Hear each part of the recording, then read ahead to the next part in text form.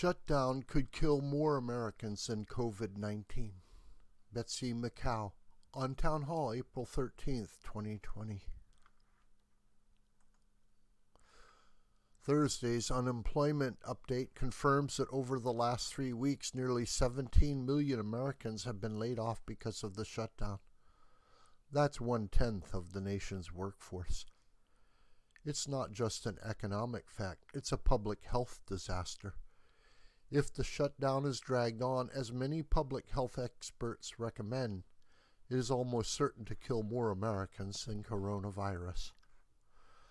The academics and public health officials who have concocted models of the virus spread are telling us that we have to continue the shutdown to save thousands of lives, but none of their models consider the deaths that will be caused by unemployment.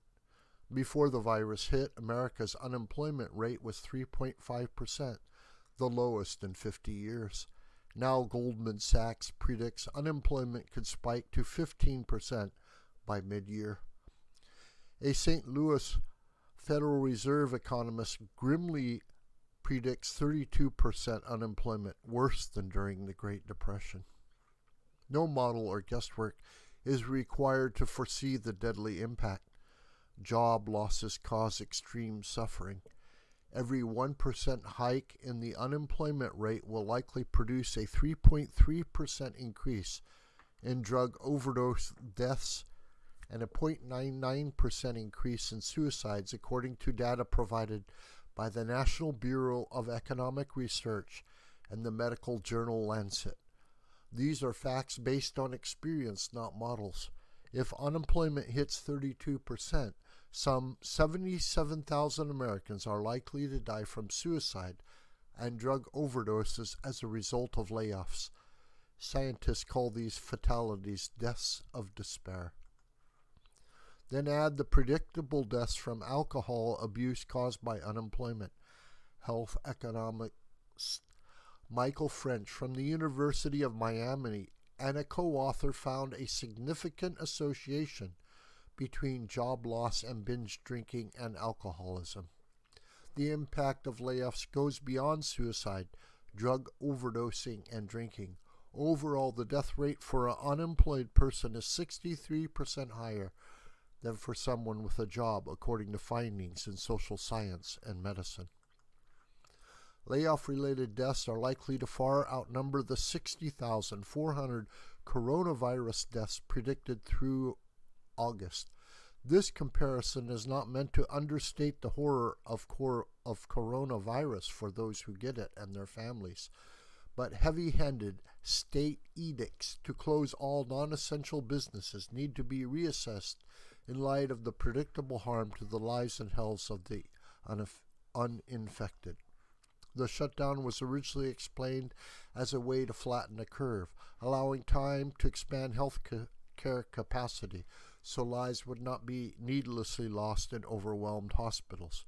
When the shutdown is lifted, cases will increase, and some epidemiologists predict the virus could return in a second wave this fall.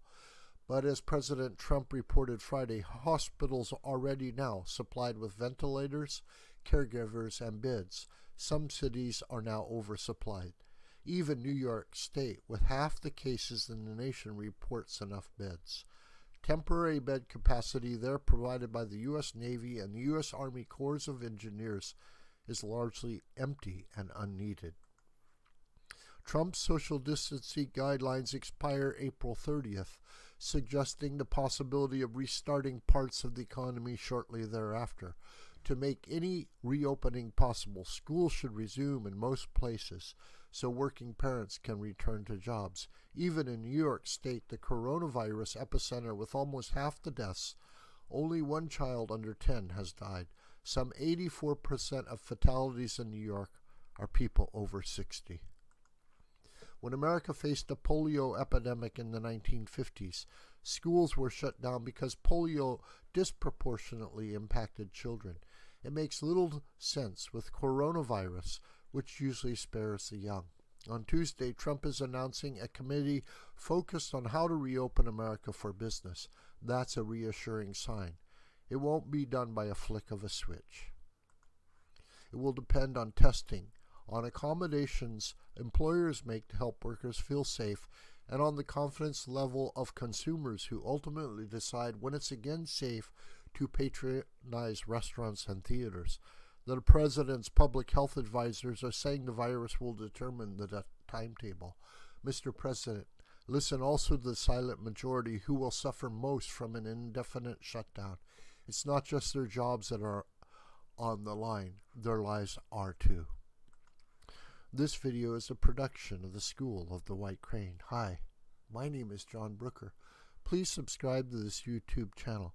Please share this video with family and friends and on social media. May God richly bless you, my beloved.